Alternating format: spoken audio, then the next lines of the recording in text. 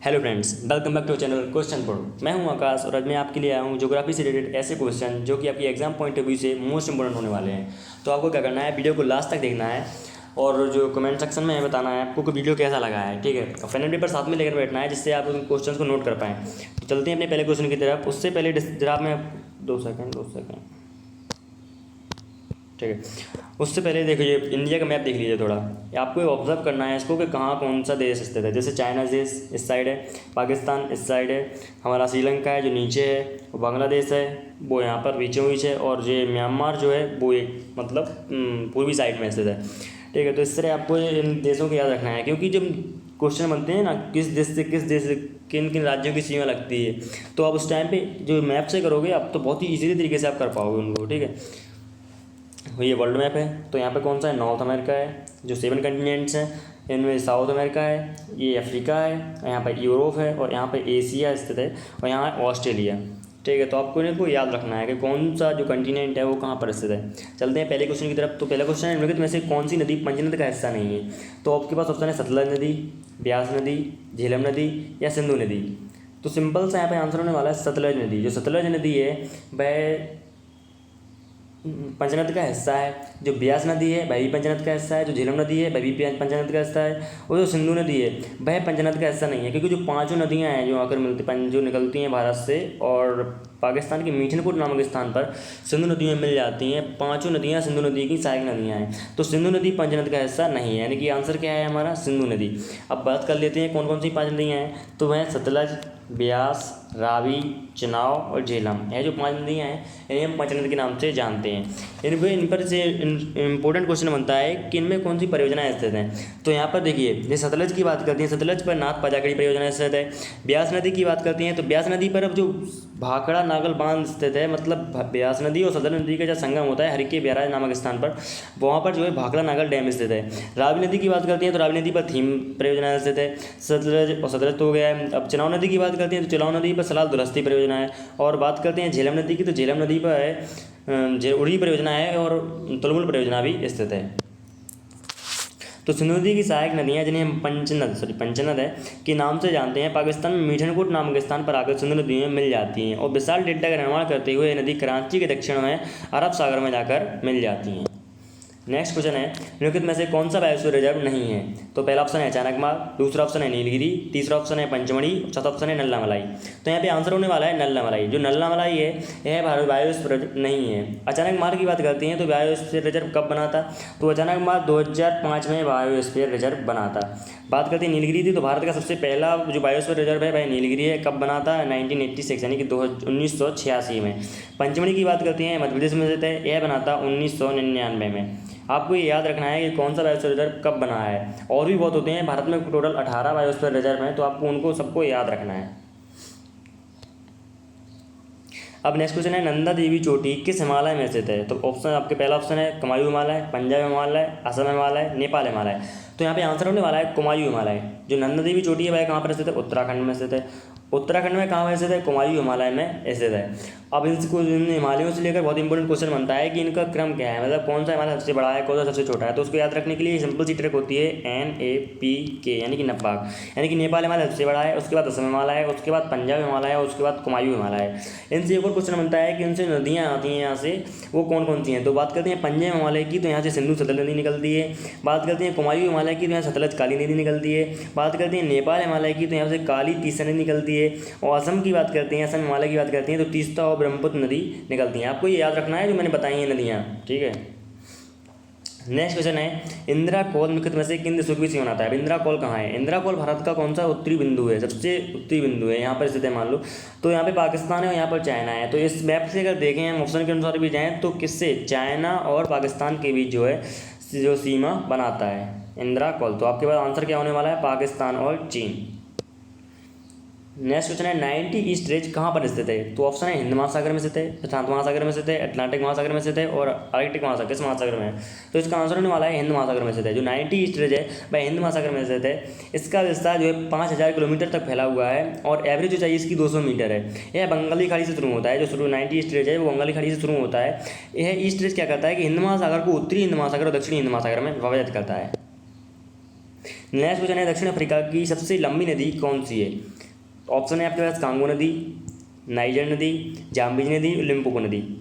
तो यहाँ पे आंसर होने वाला है कांगो नदी जो है दक्षिण अफ्रीका की सबसे लंबी नदी है। कांगो नदी को एक और नाम है जायरे नदी। कांगो नदी को जायरे नदी के नाम से भी जाना जाता है। नाइजर नदी की बात कर लेते हैं जैसे, तो नाइजर नदी का एक और नाम होता है palm oil river. Palm oil river बोलते हैं नाइजर नदी को। जाम्बी नदी की बात करते हैं तो जाम्बी नदी पर विक्टोरिया जलप्रपात स्थित है। लिम्पोपो की बात करते हैं तो लिम्पोपो नदी पर, लिम्पोपो नदी क्या है कि मकर रेखा को 2 बार काटती है, जो कि बहुत बार क्वेश्चन पूछा जाता है, बहुत से लोग डाउट भी करते हैं। तो लिम्पोपो नदी क्या है, मकर रेखा को 2 बार काटती है। आपको याद रखना है, बहुत ही इंपॉर्टेंट है। भारत की दक्षिणतम पहाड़ी कौन सी स्थित है? भारत की दक्षिणतम जो पहाड़ी है वह कौन सी पहाड़ी स्थित है? तो ऑप्शन है आपके पास नीलगिरी की पहाड़ी, पलानी की पहाड़ी, इलायची की पहाड़ी, या इनमें से कोई नहीं। तो आपको पता है, आपको आंसर होने वाला है इलायची की पहाड़ियाँ। जो इलायची की पहाड़ियाँ हैं भारत के दक्षिणतम में स्थित हैं। कहाँ पर स्थित हैं? तमिलनाडु में स्थित है। अब पलानी की पहाड़ियों की बात करें तो पलानी की पहाड़ियाँ भी कहाँ पर स्थित हैं? तमिलनाडु में ही स्थित है। नीलगिरी की बात करते हैं तो नीलगिरी की पहाड़ियाँ तमिलनाडु और केरल के आसपास के क्षेत्रों में स्थित हैं। तो ठीक है, बहुत ही इंपॉर्टेंट है, इनको याद रखिएगा। बहुत बार इंपॉर्टेंट क्वेश्चन है, मतलब बहुत बार क्वेश्चन पूछा जाता है।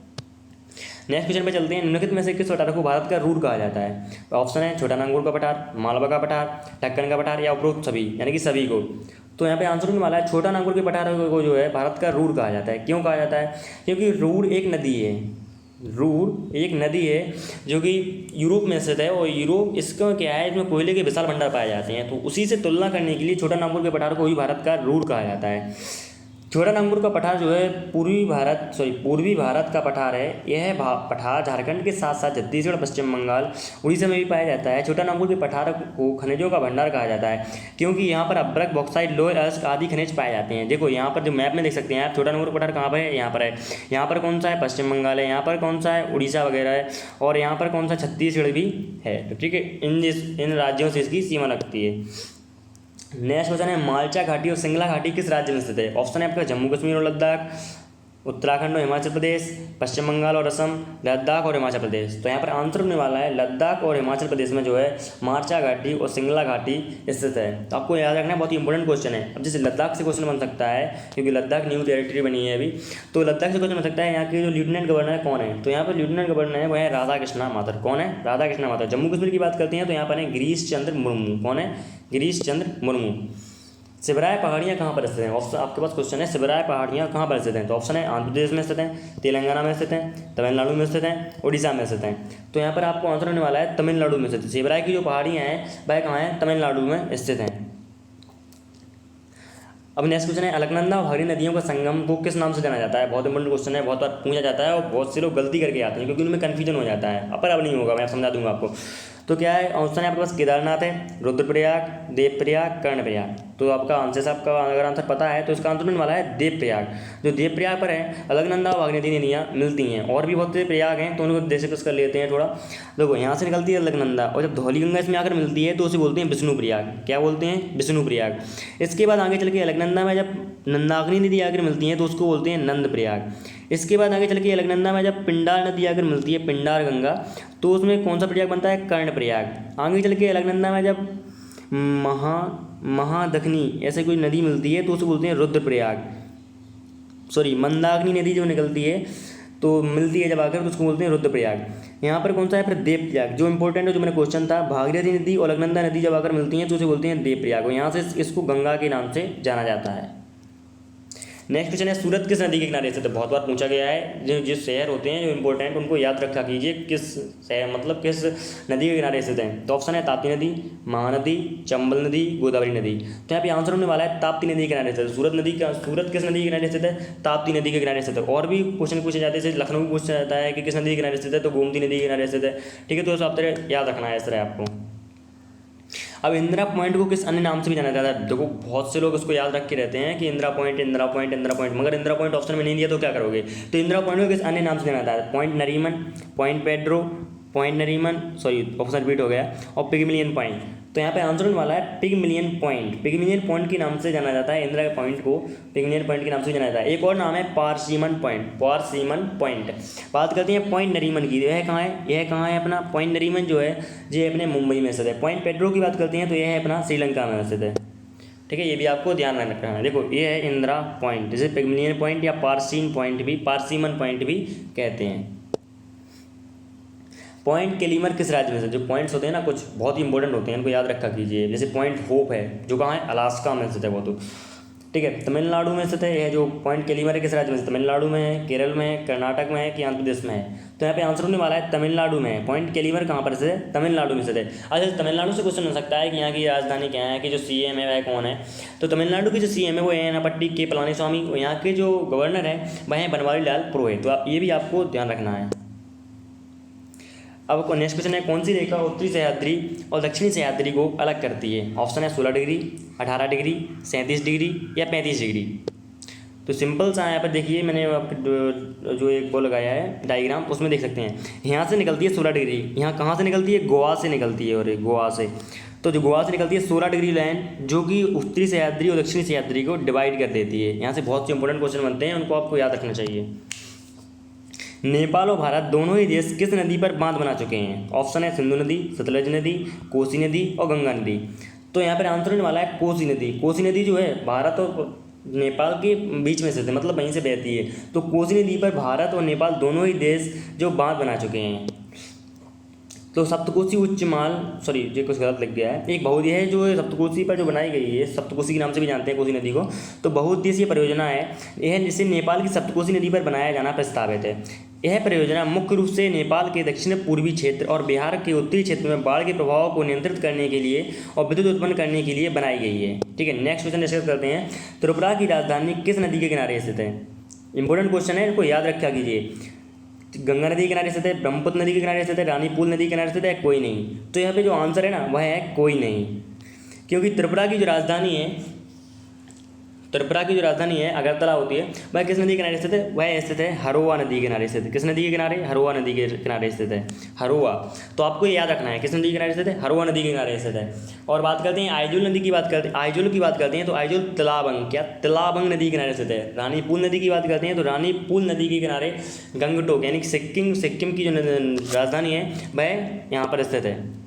ठीक है, नेक्स्ट क्वेश्चन है, विश्व का सबसे छोटा नदी द्वीप कौन सा है? विश्व का सबसे छोटा, सबसे बड़ा पता है, माजुली द्वीप है। कहाँ पर स्थित है? ब्रह्मपुत्र नदी में स्थित है। उमानंद द्वीप है, माजुली द्वीप है, मिनिकॉय द्वीप है, पिट्टी द्वीप है। मिनिकॉय द्वीप की बात करते हैं तो यह तो लक्षद्वीप का सबसे नीचतम जो नीचा है सबसे वह द्वीप है।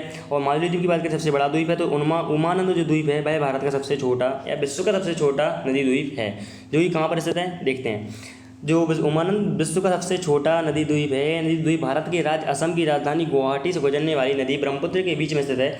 इस द्वीप को पीकॉक आइलैंड के नाम से भी जाना जाता है। यह बना हुआ है, देख सकते हैं आप, कितना मतलब एकदम ब्यूटीफुल है। नेक्स्ट क्वेश्चन है, किस नदी का दूसरा नाम सलग्गिरी नदी है? कौन सा नदी है? शालिग्रामी नदी है। कोसी नदी, ब्रह्मपुत्र नदी, गंडक नदी या सतलज नदी? तो यहाँ पे आंसर होने वाला है गंडक नदी का जो दूसरा नाम है वह है कौन सा है? शालिग्रामी नदी। आपको याद रखना है। अब नेक्स्ट क्वेश्चन, अब जो लास्ट क्वेश्चन बचा हुआ है इसका देखो बहुत बार पूछा जाता है, क्वेश्चन बहुत ही इंपॉर्टेंट है, बहुत बार आएगा भी आगे, तो आपको इसका आंसर मस्ट देना है, प्लीज़ दिया करिए। इसका आंसर बहुत ही सिंपल है।